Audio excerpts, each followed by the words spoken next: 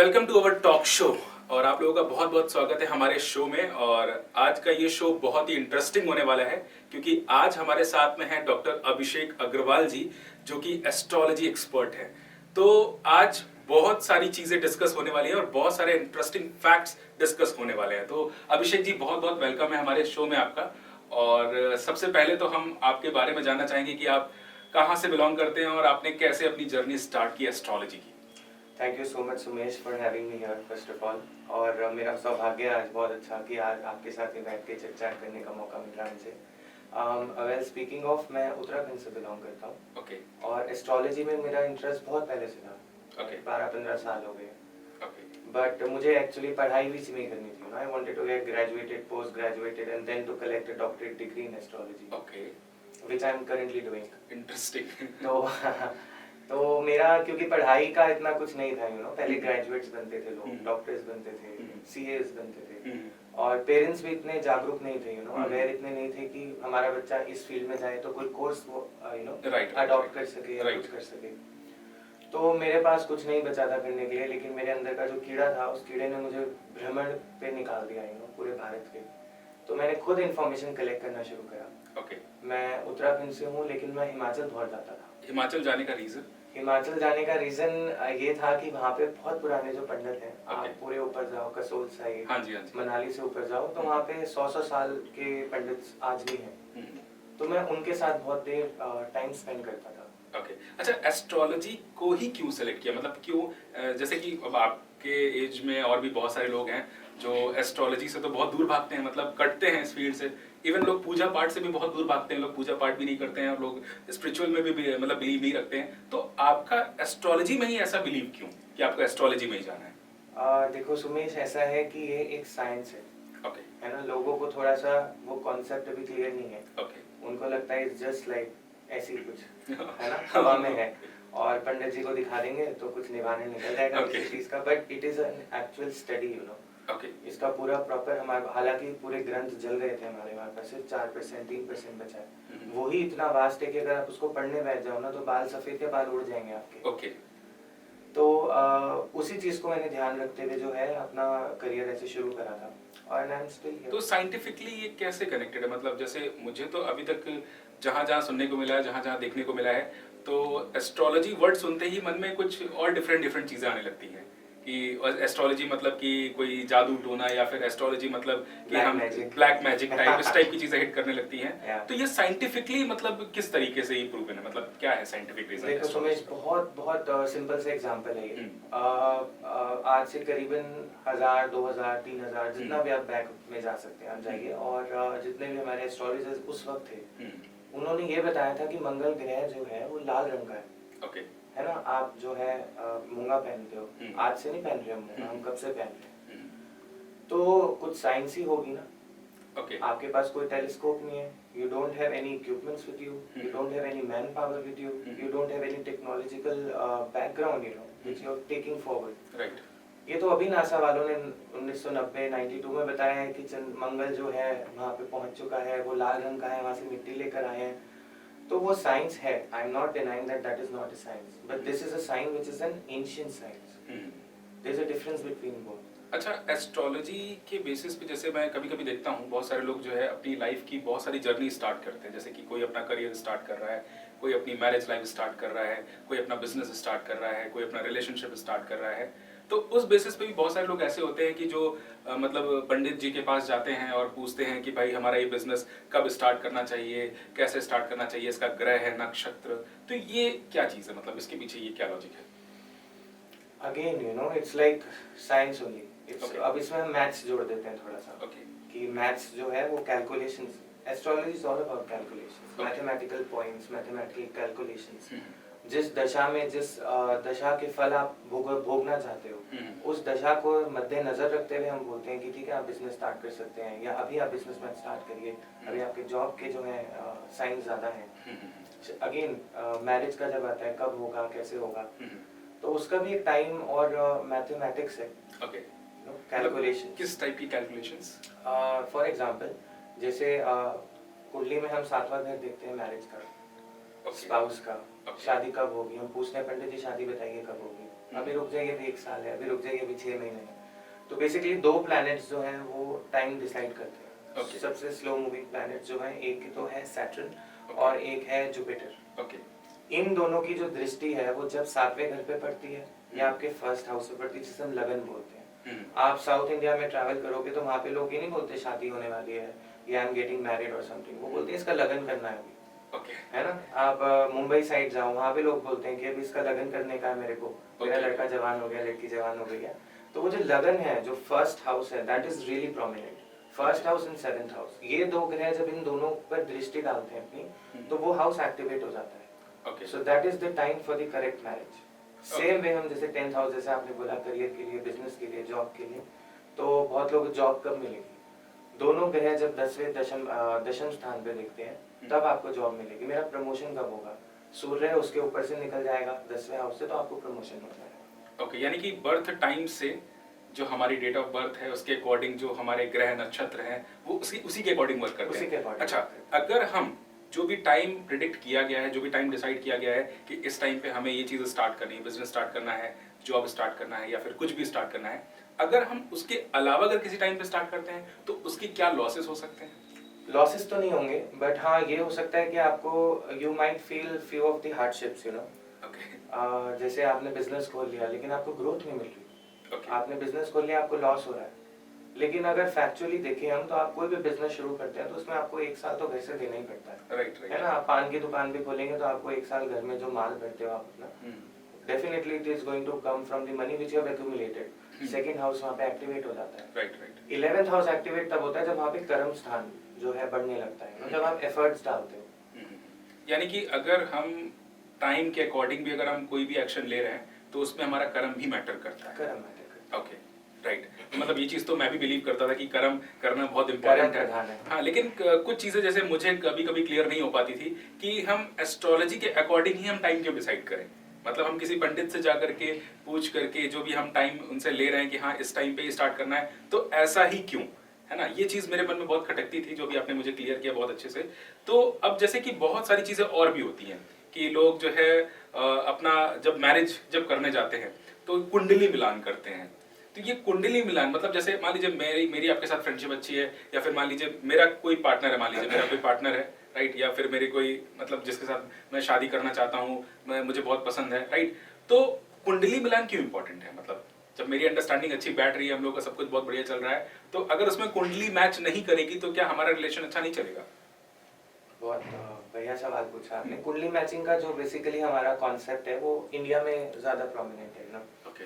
आप foreign travel करो, US जाओ, कहीं भी जाओ, आप पूरा भारत छोड़ के, वहाँ के लोग तो नहीं करते ना। उनको तो एक नजर में दे, यू नो, यू मीट, आपकी वाइब मैच हो जाती है, आपका जो है अलाइनमेंट हो जाता है दो सोल्स का। राइट। तो वो तो कुंडली नहीं मिलाते कभी भी, फॉरेनर्स कभी कुंडली नहीं मिलाते, तो फिर भी वो लोग साथ रह लेते हैं।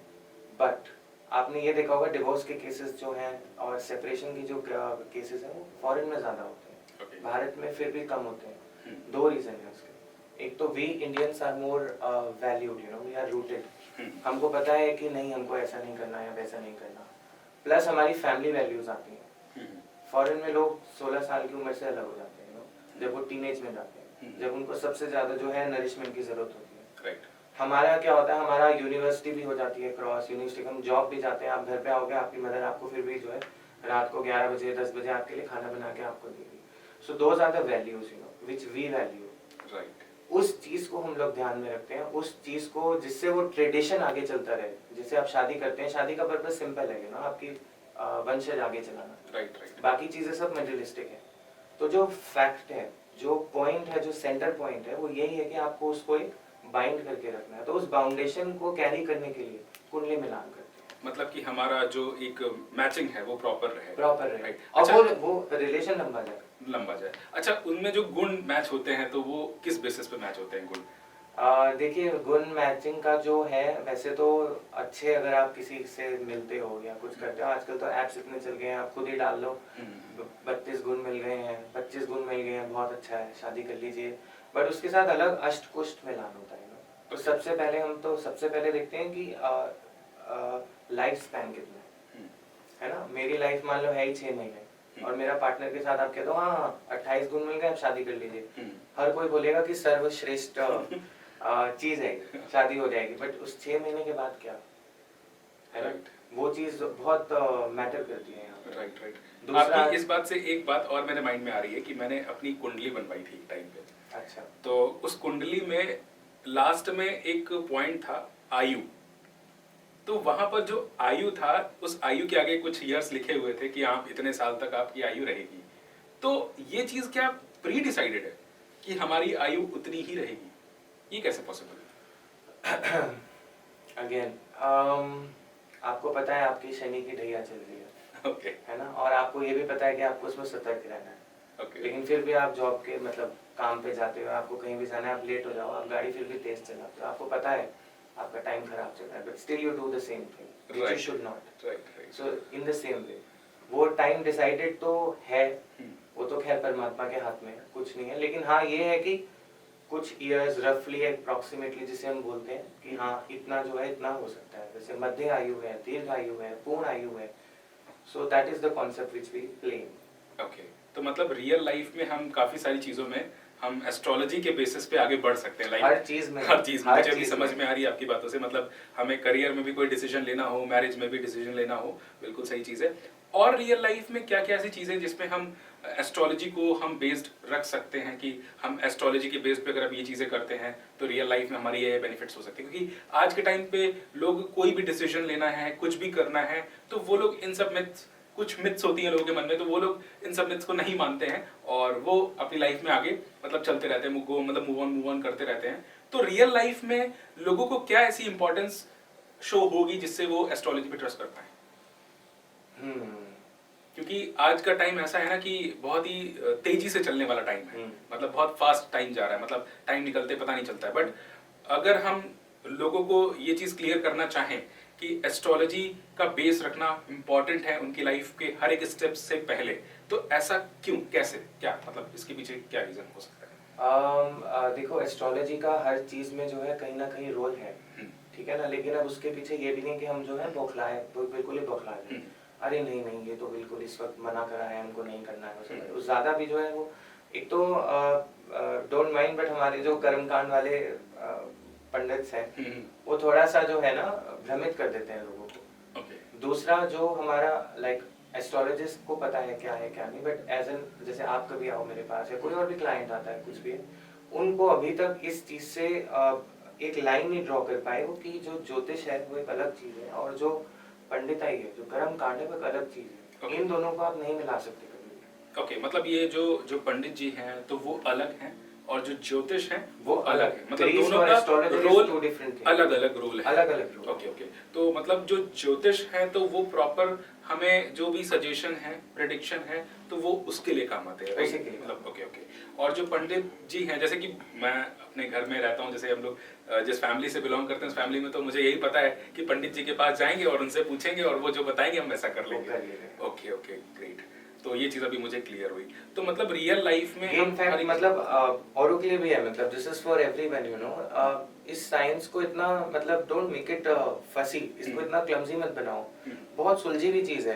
दिमाग में एक तो सबसे पहले जो मिथ्स लोग लेके घूमते हैं ना, अरे नहीं नहीं मुझे तो मैं मंगलिक हूँ, ये है वो है, मेरा ये हो जाएगा, कुछ नहीं होगा। Okay, just get into your vibe और अपने कर्म सुधारते जाओ और काम करते जाओ। ओके। जैसे बहुत सारे लोग ऐसे हैं जो स्पिरिचुअल नहीं होते, जैसे कि अभी तो हम अभी तक जितना भी डिस्कशन कर चुके हैं उसमें मुझे अभी तक जो चीज समझ में आई कि स्पिरिचुअल होना इम्पोर्टेंट है। अगर कोई पर्सन स्पिरिचुअल नहीं है देन क्या एस्ट्रोलॉजी का उसकी लाइफ में कोई कनेक्शन रहेगा?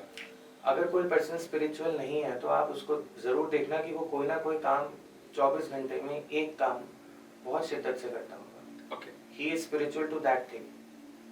या अगर वो कोई कुछ लिख रहा है, वो पूरा दिन उसको कोई फर्क नहीं पड़ता, मैं उसके साथ बैठूं जाऊं। आपने देखा होगा बहुत लोग होते हैं घर में इन्वॉल्व नहीं रहते हैं, कजन से बात नहीं करते हैं, मम्मी पापा के साथ बात नहीं करते हैं, लेकिन वो जॉब में पागल रहते हैं and still they don't pray to God.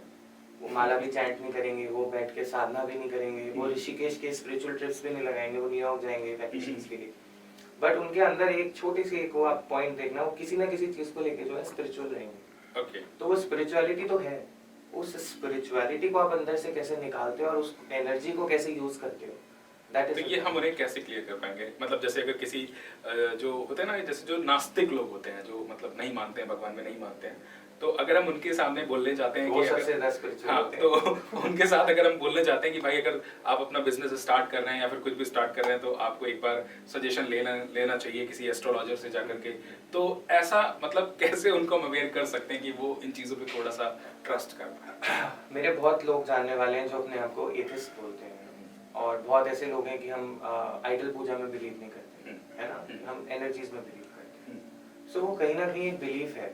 Astrology में घुसना जो है वो भी बिलीफ है, राइट, है ना। सो उस चीज को पकड़ो आप जो जो जो रूट से है, जैसे बिलीफ है वो रूट है, आप उस बिलीफ को पकड़ो। आप उसमें ये नहीं कि अरे उन्होंने कहा है ये कर दो वो कर दो। बहुत बार ऐसा होता है आपके घर में भी, आपको मतलब आपने भी एक्सपीरियंस करा होगा। फॉर एग्जाम्पल कुछ प्रॉब्लम है घर में या कुछ है तो आपको ये प्रवाहित करना है। मम्मी रोज आपका जो है हर शनिवार बांध के पोटली रखेंगी, इसको चलते पानी में डाल देना, ये नारियल जो है वहाँ मंदिर में छोड़ देना। वो आप एक फोर्सफुली कर रहे हो, है ना। उसका कोई लॉजिकली आपका बिलीफ नहीं है, राइट राइट, है ना। तो उसको करने का कोई फायदा नहीं है। Then people come and complain, 6 महीने हो गए मैं तो नारियल डालता जा रहा हूँ, मेरा कुछ हो ही नहीं रहा है। कहाँ से होगा? क्योंकि वहाँ बिलीफ नहीं। ओके, तो मतलब बिलीव होना भी इम्पोर्टेंट है, बहुत जरूरी है। ओके, तो अच्छा, जैसे और भी जैसे बहुत सारे लोग हैं जो कुछ रेमेडीज करते हैं, तो ये रेमेडीज क्या है एस्ट्रोलॉजी के बेसिस पे? इनका क्या मतलब वाकई में है कि हम उन रेमेडीज को अगर फॉलो करते हैं तो उससे हमारी लाइफ में कुछ इफेक्ट हो सकता है? काफी सारे रेमेडियल मेजर्स होते हैं। जैसे सबसे ज्यादा प्रोमिनेंट है जेमस्टोन्स का, ओके, है ना। आपने भी धारण कर हाँ। रखा है, मैंने भी धारण कर रखा है। मैं धारण नहीं करता हूँ, मैं एक्चुअली जेमस्टोन्स में बिलीव नहीं करता हूँ। ओके, तो ये भी मैंने पहन रखा है बिकॉज मुझे I am doing a research on this, okay, how gemstones work. Okay, क्योंकि जेमस्टोन पहनने के लिए अगेन आपका जो एक्शन है वो आपने एक बार लगाया है ना। बृहस्पति को मैंने ये पहन लिया, तो जैसे आपने ये भी पहन रखा है, तो इसके लिए जो है आपने एक ही बार काम करा है, आपने एक ही बार एनर्जी यूज करी है, आपने इसको पहन लिया और फिर आप इसको भूल गए कि अब मेरा सब सही हो जाएगा। लेकिन अगर आप लॉ ऑफ नेचर देखो, again I am astrology taking as a science not a myth. तो साइंस क्या बोलती है, लॉ ऑफ अट्रैक्शन क्या है, आप कुछ दोगे तो you will get it back, right. पानी में आप पत्थर मारोगे तो रिपल्स जो है वापस आएंगे, है ना। आप ऊपर पत्थर मारोगे तो फल नीचे आएगा, right right. Again it's the same way. अगर आपको कोई प्रॉब्लम है तो आप उस प्रॉब्लम को यूनिवर्स में छोड़ो। मुझे ये दिक्कत है, मुझे ऐसा है, मुझे वैसा है, तो जब आप एनर्जीज छोड़ोगे तभी तो एनर्जीज वापस आएंगी ना आपके पास। जब आप लोग बोलते हो एस्ट्रोलॉजी कुछ नहीं है तो आप साइंस मानते हो, तो साइंस के अकॉर्डिंग चलो आप, मत आओ इस वे में, मत पानी में कुछ डालो, मत धारण करो, ठीक है। इधर से आप शुरू कर दो फिर उसको करना। अब जैसे आपने पन्ना पहना हुआ है बुध के लिए, राइट, तो ये एक बार की एनर्जी आपने एब्जॉर्ब कर ली। ये 10% 20% जो भी वर्क करता होगा वो आप जानते हो। ये तो एक बार जब मैं बैठा हुआ था और मैं कुछ कंफ्यूज सा था, टेंशन में था, तो एक पंडित जी थे, तो उन्होंने बोला कि आप ऐसा ऐसा ये रत्न धारण कर लीजिए। मैंने कहा ठीक है, दे दीजिए। हाँ। भाई जब कोई परेशान होता है, कोई सजेशन होता है तो वो चीज एक्सेप्ट कर लेते हैं, बट लॉजिकली क्यों करना चाहिए वो चीज अभी आपसे क्लियर हो रही तो है। ये लॉ ऑफ अट्रैक्शन के मैं आपको बताता, अगर जैसे आप इसमें करो तो अगर ग्रीन प्लांट्स हैं आपके घर में, ज्यादा नहीं आप 2 रख लो, उनको बच्चे की तरह सेवा करो आप, उनको पानी डालो, उनमें खाद डालो। आप अपने दिन का 2 मिनट निकाल रहे हो, वो नेचर देख रही है, राइट, वो लॉज देख रहे हैं, वो साइंस देख रही है आपको। When you're putting it, you're not just putting water, you're putting efforts. Right, In the same way, you're going to give it back. Right, तो मतलब it's how it works. Right right, बहुत ही बढ़िया। तो अब जैसे बहुत सारे लोग हैं जिनको अगर हम अवेयर करना चाहें, जैसे आप बहुत ही रेयरली ऐसे लोग मिलते हैं जिनको मैं देखता हूँ कि लोग एज अ करियर इस फील्ड को चूज करते हैं, लाइक एस्ट्रोलॉजी, और भी बहुत सारे ऐसे और भी ऑप्शंस हैं। तो आप बहुत ही रेयरली पर्सन मतलब ऐसे मिलते हैं कि जो आपकी तरह चूज करते हैं। तो लोग इस फील्ड में क्यों आए? मतलब क्या ऐसा रीजन है, क्या इसका लॉजिक है कि लोग इसको चूज कर सकते हैं? क्या इसके बेनिफिट्स उनकी लाइफ में हो सकते हैं अगर वो एज ए करियर लेना चाहें तो भी, और अगर नहीं लेना चाहें तो भी? क्या बेनिफिट्स हो सकते हैं? मैं अपने से बात करता हूँ पहले। मुझे बहुत प्रॉब्लम्स होती थी पहले। ओके, कुछ भी हुआ तो आप पंडित जी के पास चले गए, फिर वो प्रॉब्लम सॉल्व नहीं होते तो आप दूसरे पंडित के पास जाते हो, उससे नहीं होती आप तीसरे के पास जाते हो। बहुत मतलब it was like very disturbing. And ऊपर से फिर वो फीस तो चलो जो है, उसके बाद का जो आफ्टर इफेक्ट है, आपके पास पैसा, आप किस डॉक्टर के पास कब जाते हो? जब आप बीमार होते हैं। बिना बीमार के तो नहीं जाओगे ना। आज डॉक्टर साहब बस आज आप दवाई लिख दो और मैं जा रहा हूँ, नहीं जाओगे आप। कुछ प्रॉब्लम होगी आप तब जाओगे। तो जब आप ज्योतिष के पास एक जाते हो एज एन एस्ट्रोलॉजर, ये मेरी जिम्मेदारी है, क्योंकि आप ऑलरेडी परेशान होकर आए हो मेरे पास, आप अपने घर में सुखी नहीं थे, है ना, आपका दिमाग परेशान है, आप उस एनर्जी के साथ मेरे पास आ रहे हो, तो ये मेरी रिस्पॉन्सिबिलिटी है कि मैं आपको ना ठगूंगा, ना लूटूंगा, है ना, क्योंकि आप ऑलरेडी परेशान हो। तो कभी आपका घर में हेल्थ इश्यूज होते हैं, हम तब मतलब एस्ट्रोलॉजिस्ट के पास जाते हैं या कुछ भी, हम तब जाते हैं, तो मुझे बहुत खटकती थी ये बात, तो मुझे लगा कि क्यों ना मैं ही सीख लूं इस चीज को, और उसको मैं खुद ही ट्रीट कर सकता हूँ, तो इट्स बेटर। राइट है। जैसे बहुत सारे जगह पर होता क्या है कि लोग मजबूरी का फायदा उठाते हैं। हाँ। कि मतलब आप परेशान हैं, आप लॉसेस पे लॉसेस फेस करते जा रहे हैं और अपनी लाइफ में प्रॉब्लम्स फेस करते जा रहे हैं। आप आज एक पूजा करा लो, आपको उसका 1 लाख का बिल आना है आपके हाथ में। राइट है ना, आपको उससे सस्ती पूजा तो वही नहीं, सत्यनारायण का भी आप पाठ कराओगे तो 21,000 आपकी जेब से निकलेंगे। अच्छा, तो इसमें अगर हम कोई जेन्युइन पर्सन फाइंड करना चाहें, तो जेन्युइन पर्सन फाइंड करने का क्या ऐसा की पॉइंट हो सकता है कि हाँ ये पर्सन जेन्युइन है, या फिर हम ऐसे इनसे प्रेडिक्शन ले सकते हैं, तो उसके लिए कुछ चीजें बताइए। ओके, एक तो सबसे पहले I think it's for the youngsters, you know, जो मेरे जैसे और लोग हैं जो चाहते हैं इस चीज को परस्यू करना या इस चीज में घुसना है, इस चीज को समझना, इस साइंस को पढ़ना, राइट, तो this is really a correct time for you all. और बहुत अच्छा करियर है, ऐसा नहीं है कि आप हमेशा धोती में ही रह जाओगे। You are going to get the luxuries of your life. You are going to get everything in abundance. और कुछ ऐसा मुझे लगता नहीं कि कुछ प्रॉब्लम आनी चाहिए, और ये it's a very good thing. Bharat का एक अंग है, इंजीनियरिंग बाहर से आई है ना, डॉक्टरी बाहर से आई है। मतलब कहीं किसी से प्रेडिक्शन लेने के बजाय हम उस चीज को खुद ही सीख सकते हो। हम एज अ करियर उसको सेलेक्ट करना चाहें या ना करना चाहें, मतलब उसको अपनी रियल लाइफ में हम यूज कर सकते हैं। बिल्कुल। ओके, मतलब हमें हर एक स्टेप्स को लेने में बहुत ही ज्यादा आसानी हो जाएगी। यस, बहुत ही बढ़िया। तो अभिषेक जी, बहुत अच्छा लगा आज आपके साथ बात करके, और काफी सारी चीजें क्लियर हुई हैं, और हम फिर कोशिश करेंगे कि हम नेक्स्ट टाइम जब मिलें तो हम और भी बहुत सारे जो भी मिथ्स हैं, जो भी सवाल हैं, फिलहाल आज कुछ जो सवाल थे वो क्लियर हो चुके हैं, तो बाकी के जो सवाल होंगे हम कभी दोबारा बैठेंगे और दोबारा इस टॉक शो में हम कुछ इंटरेस्टिंग फैक्ट्स के साथ मिलते हैं। तो मिलते हैं फिर हम नेक्स्ट टाइम। तो आज के लिए इतना ही। Thank you so much. Thank you all.